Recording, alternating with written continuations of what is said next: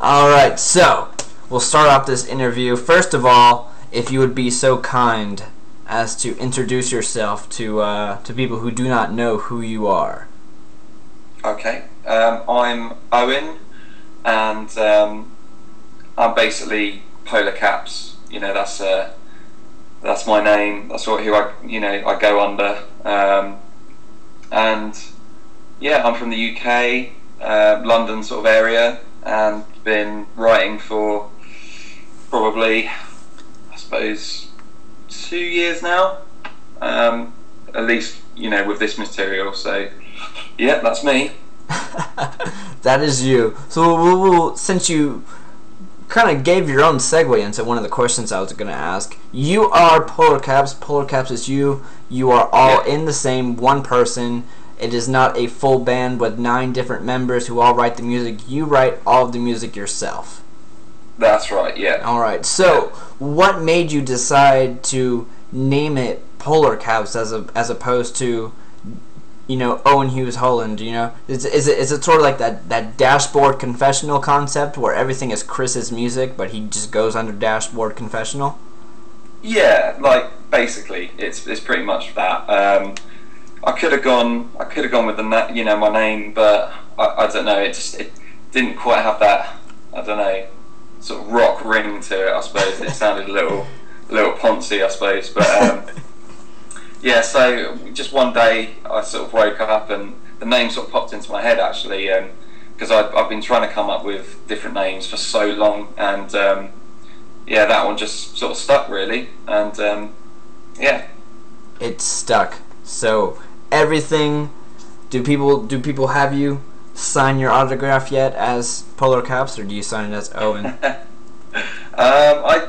If I ever do have to sign, I generally just sign my name really. Yeah, I think that's the norm really for me. Do you get stopped on your way to the pub, walking down the street? I sometimes get recognised out because I was in quite a sort of heavy rock band called First Signs of Frost for a good few years, so I'm kind of known for that as well. So now and then I'll be outside a club or something, usually in sort of North London or somewhere, and someone will recognise me, which is always nice. But do you feel that in those moments they're always in the most awkward moments? Like if you're on a date with a girl, you're taking her out, you're having a good time, and then someone comes up like, "Oh my God, you're Owen!" And I'm like, "Yeah, I am." Funnily enough, that actually did happen. Yeah, outside a club in Camden in North London, I was with a girl, and I did get recognised in the queue actually, and yeah, it was a bit weird. Did it score some points with the girl? Like, ooh, he's famous. I don't know really. I don't know. I kind of felt it. It looked good, but I don't know. Well, are you still with that girl at the moment?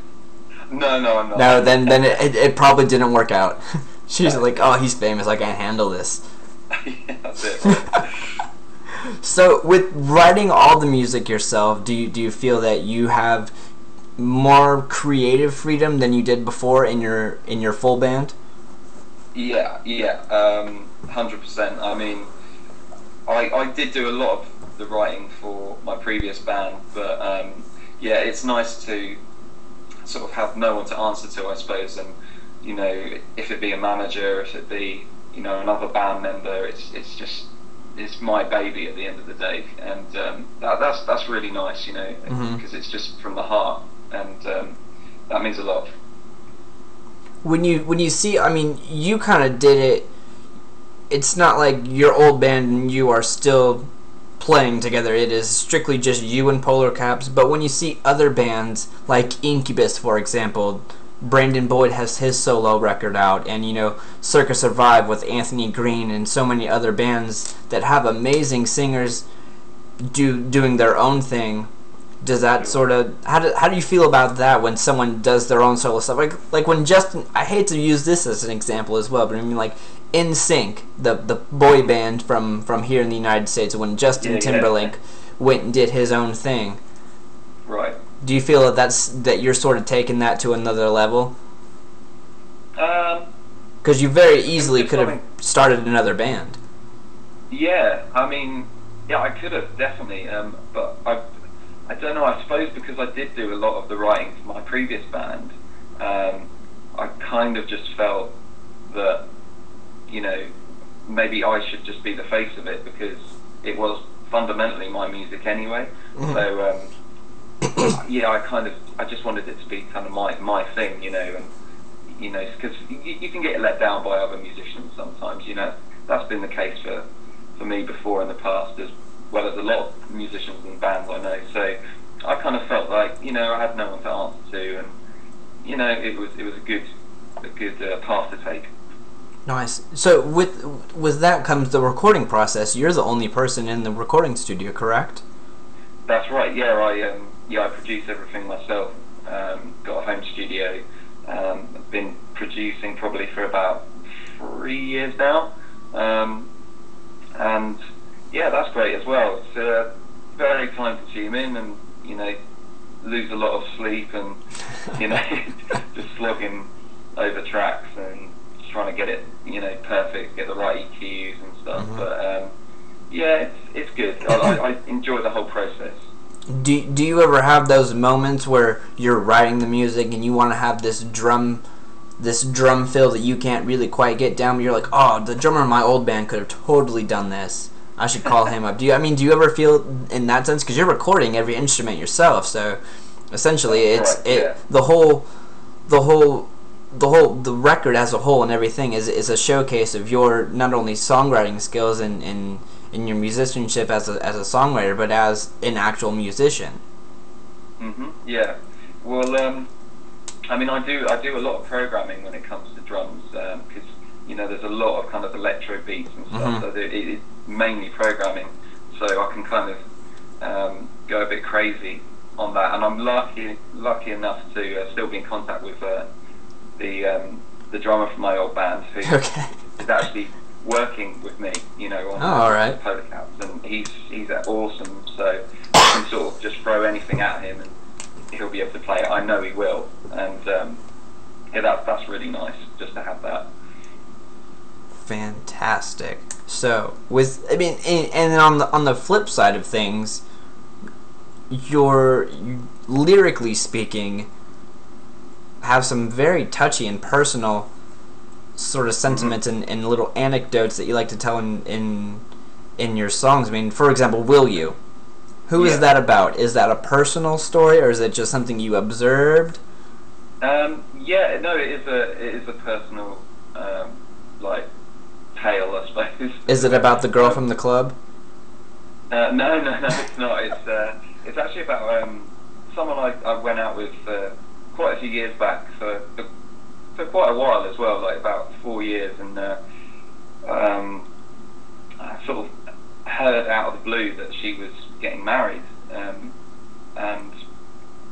that it sort of, yeah, I wasn't upset. It was just more kind of, it kind of got me thinking about, you know, just kind of, you know, relationships and how sort of, you know, people move on, and that's kind of how I went about writing that track. Just it really got me thinking about just, you know, the thought of someone, you know, moving on, you know, like an ex-lover moving on, and then you know, me saying, will you think of me on your big day, type thing. So yeah, I do write about a lot of personal. Were you invited to the wedding?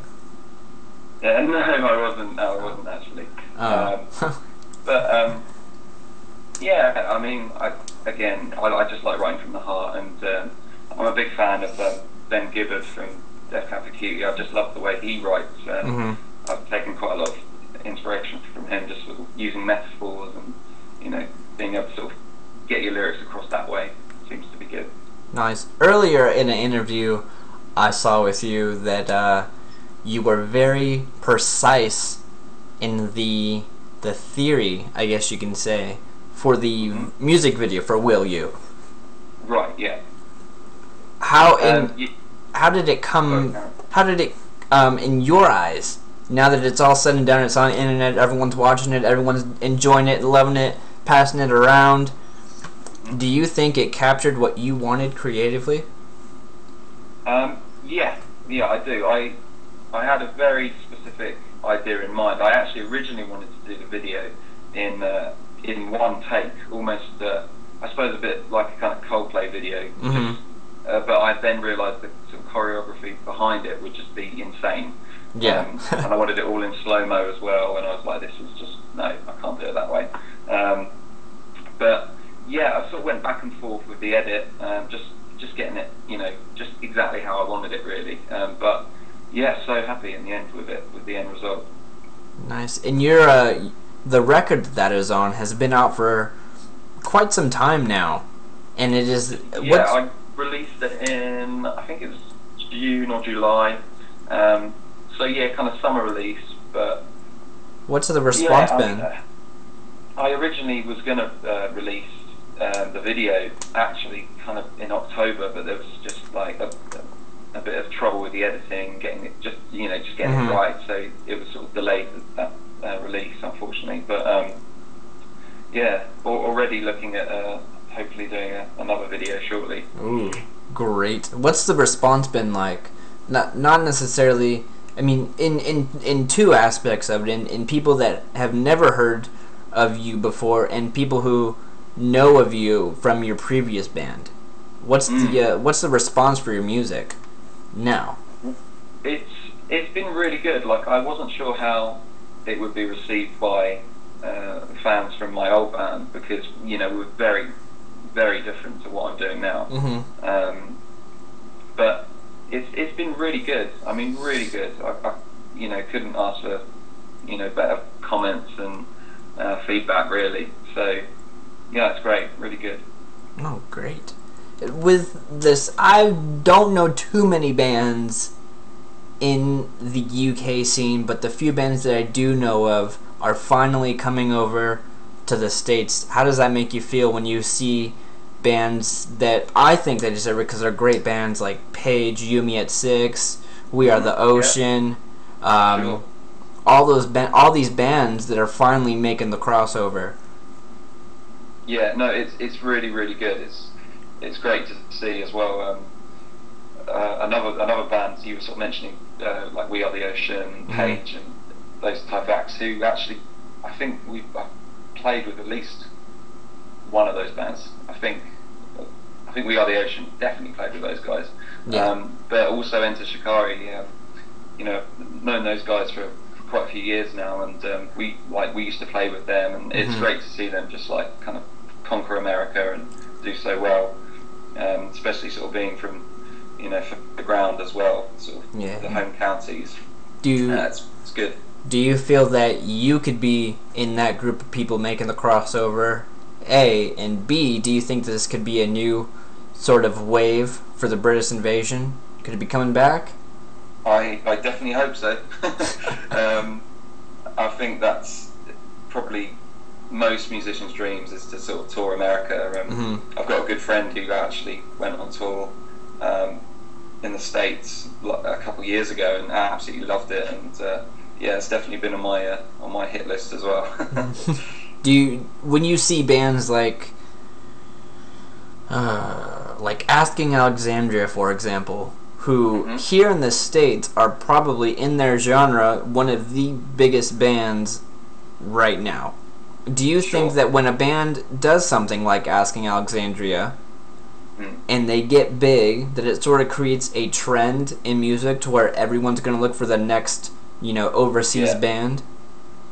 Yeah, I mean, I'm not too keen on the sort of trend bands. For me, music has always been about just the music more than anything, than a trend or anything like that. So yeah, I don't know. I think they've done well in the sort of marketing of it, and they've obviously sort of hit a very kind of particular audience, and run with it, and that's great if they can do that. But I mean, I don't think that's something I would consider doing anyway.